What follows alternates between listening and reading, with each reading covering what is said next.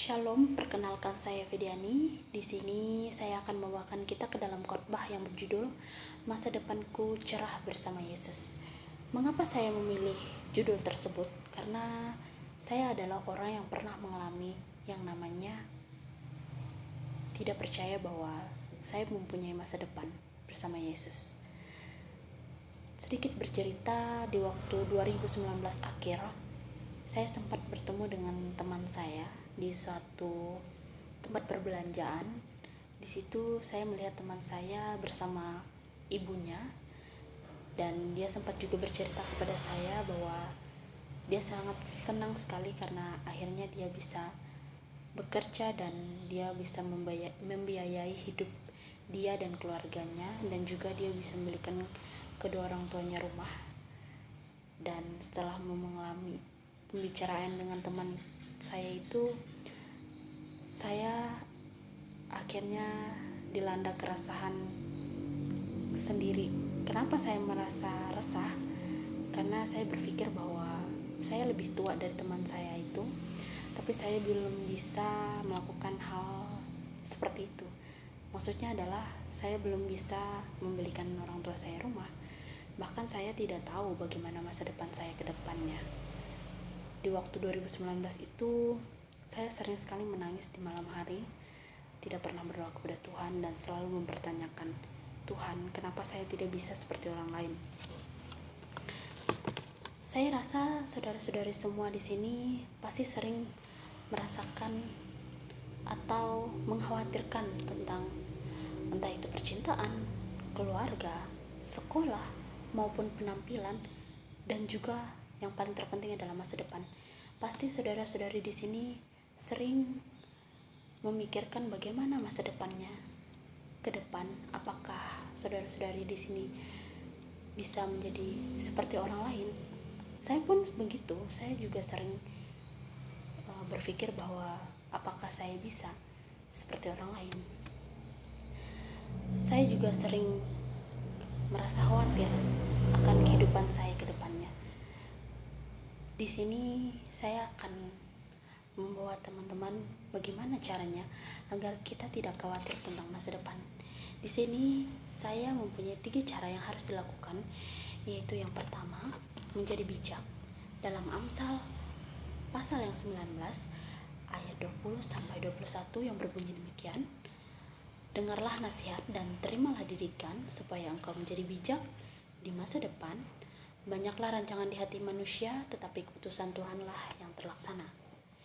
Jadi saudara-saudariku yang terkasih, mendengarkan nasihat dan didikan sesuai firman Tuhan adalah yang terbaik, dan menyerahkan segala rancangan yang saudara-saudariku rancangkan kepada Yesus, agar apapun yang menjadi rencana saudara-saudariku ke depannya bisa terlaksana dengan baik. Karena segala perintah Tuhan adalah didikan yang baik dan harus kita lakukan. Serta jika kita memiliki rencana, maka serahkanlah seluruh rencana kita kepadanya, karena dialah yang menentukan segala sesuatu. Apapun yang menjadi keputusan kita, tetapi keputusan Tuhanlah yang akan terlaksana.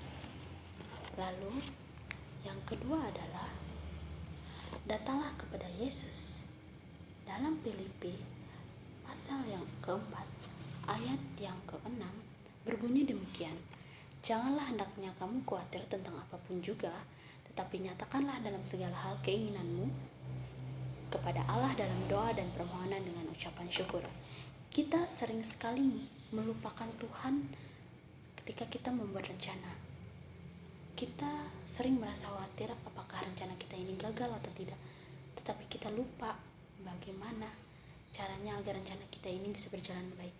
Yaitu caranya adalah kita menyerahkan semuanya kepada Tuhan, dan kita tidak perlu khawatir. Kita menyatakan setiap keinginan kita kepada Tuhan Yesus, berdoa dan bersyukur. Kita harus melatih diri kita untuk terus bersyukur, untuk terus berdoa, untuk terus menyatakan setiap keinginan kita kepada Yesus.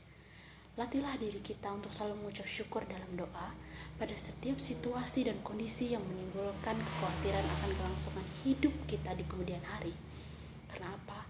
Mengucap syukur dalam doa perlu dilakukan secara terus-menerus agar kita tidak hanya menjadi tenang, tetapi juga membuat kita semakin kuat dalam menghadapi situasi yang jauh lebih berat di kemudian hari. Karena semakin sering kita bersyukur dan merayakan hidup kita, semakin banyak hal yang bisa kita syukuri dalam hidup. Contohnya adalah saat kita menerima berkat Tuhan, kita tidak boleh melupakan Tuhan. Karena apapun yang menjadi bagian kita, itu adalah rencana Tuhan. Lalu yang ketiga, andalkanlah Yesus, yaitu dalam Yeremia pasal yang ke-17 ayat yang ke-7 yang berbunyi demikian, diberkatilah orang yang mengandalkan Tuhan, yang menaruh harapan kepada Tuhan. Apapun yang menjadi rencana kita, apapun yang menjadi rencana saudara-saudari untuk masa depan saudara-saudari, kita harus menaruh harapan kita kepada Yesus dan percaya bahwa Yesus akan membuat rencana kita itu berjalan dengan baik dan akan terlaksana. Mungkin teman-teman di sini pernah mendengar bahwa Tuhan menghancurkan rencanamu sebelum rencanamu menghancurkanmu. Kenapa kita bisa gagal? Itu karena Tuhan sudah menyiapkan yang terbaik untuk kita. Kita kadang marah sama Tuhan. Tuhan, kenapa? Apa yang aku rancangkan rasanya sudah terbaik. Tapi kenapa Tuhan? Kenapa Tuhan menggagalkan semua itu? Bukan. Itu tidak gagal bukan karena Tuhan. Tuhan selalu memberikan yang terbaik untuk kita. Saya sendiri pun merasakan bahwa Tuhan itu sangat baik. Akhirnya saya sadar bahwa Tuhan itu luar biasa dalam kehidupan saya. Apa yang tidak saya dapat bukan berarti Tuhan tidak memberikan yang baik kepada saya. Tuhan itu sudah memberikan yang terbaik untuk kita. Dia sudah merancangkan hal yang terbaik. Seperti bunga pun, tidak ada bunga yang mekar secara bersamaan. Kalaupun ada, itu melalui proses yang panjang. Jadi teman-teman semua dan saudara-saudara semua yang ada di sini, saya percaya bahwa Tuhan tidak akan pernah membiarkan kita,